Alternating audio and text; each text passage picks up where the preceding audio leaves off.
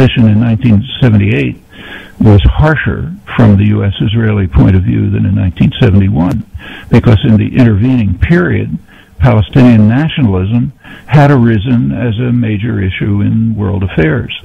So Sadat did insist on Palestinian national rights in the occupied territories, and Israel and the United States kind of accepted the words but not the meaning.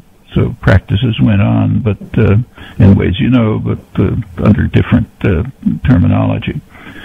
In 1976, in the intervening period, the major Arab states, what are called the confrontation states, Egypt, Syria, and Jordan, proposed a resolution at the Security Council calling for a two-state settlement. Palestinian nationalism was now an issue. So a two-state settlement in the terms of UN 242, which everyone agrees is the founding document. They interpret it differently, but everyone accepts it.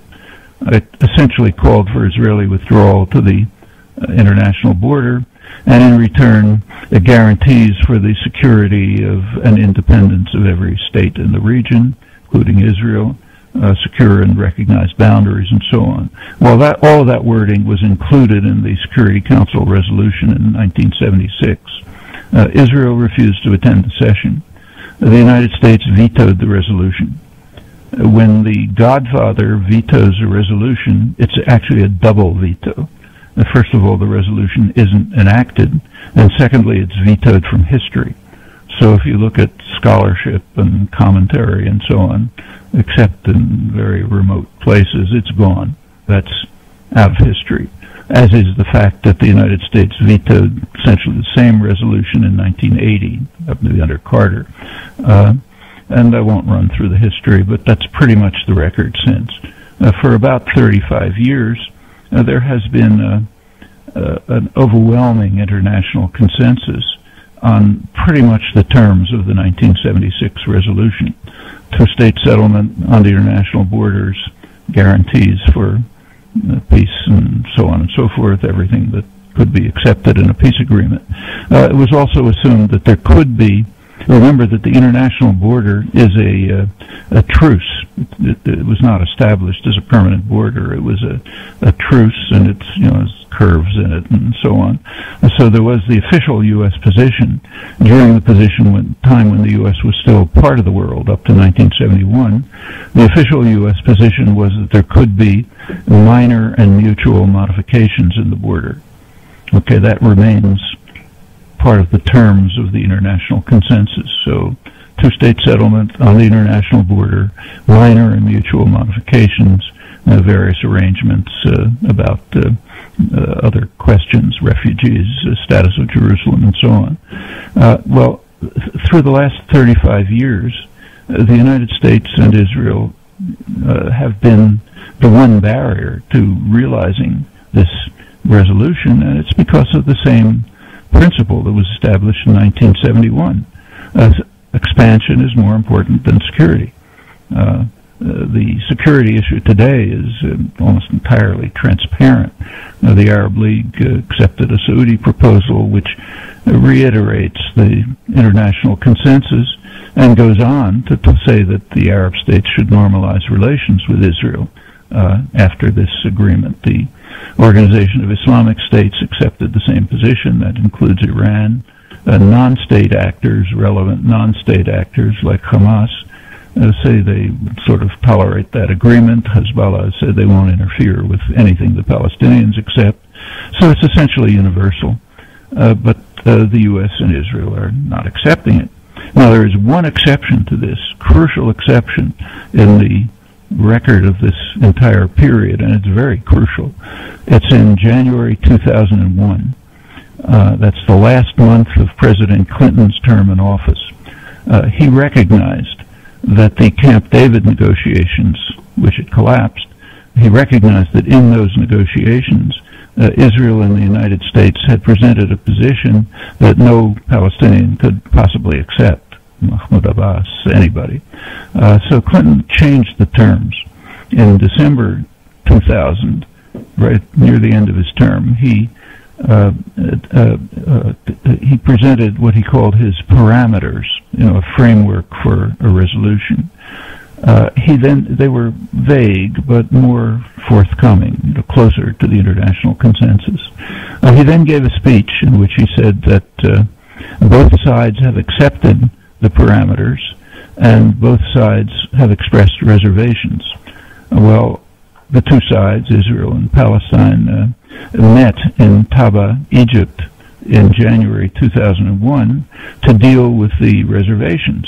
And they came very close to a complete settlement. We incidentally have an extremely good record of this, close record, primarily from Hebrew sources. Israeli sources covered it in close detail, highest level. Also, there was international representative, Spanish representative, Moratinos, and other coverage. So we know almost exactly what happened. And it's true, they came very close to a settlement. In fact, in their last press conference, joint press conference, they said that if we had a few more days, we could probably settle everything. Borders, refugees, Jerusalem, everything. Well, Israel called off the negotiations. The elections came. Clinton and Barack were replaced by Bush and Sharon. Negotiations never continued.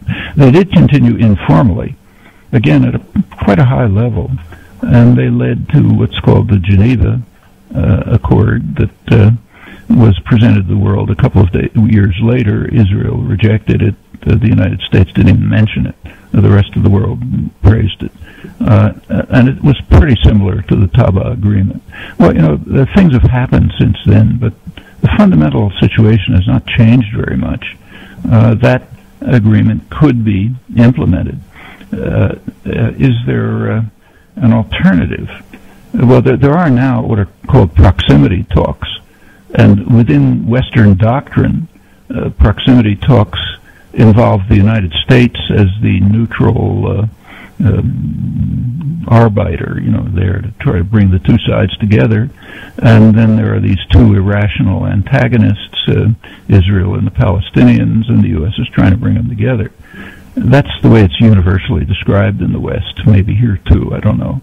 That makes absolutely no sense. There should be proximity talks between the United States and the rest of the world. That's the conflict. The United States on one side, Israel along with it, and the rest of the world on the other side. And there should be some neutral party, maybe the United Nations, negotiating between these two adversaries, the world and the United States. The world happens to be supported by international law, judgments of the World Court, and so on. So that's one side. And then there's the United States on the other side. But the United States happens to be the most powerful state in the world. And the way the world is run, that means it determines how things are viewed and how things are discussed and the way intellectuals present the world and so on. So that's not what you read in Western commentary, but it's what you ought to read in a realistic commentary. And unless those two sides can be brought together, there won't be a settlement. Can they be? Well, what are the options now? Let me just finish with that. One option is the international consensus of the past 35 years, maybe modified in terms of Taba or the Geneva Accords or maybe some other minor modifications. But those are the basic principles, and there's really no dispute about them. And that's one possibility. Now, there's another possibility that is proposed, but I think misleadingly. It's proposed now by many of the Palestinian leaders and also by many people concerned with Palestinian rights. And what is now proposed, the idea that's very common now is in these circles is, well, the two-state settlement is finished. We can't do it anymore because of the settlements. So let's move to just have Israel take over the whole territory. So let's say, okay, we give you the keys, as one Palestinian leader said. We'll give you the keys, and you take over the whole territory, and we'll then have a civil rights struggle, like in apartheid South Africa, and we can win that struggle.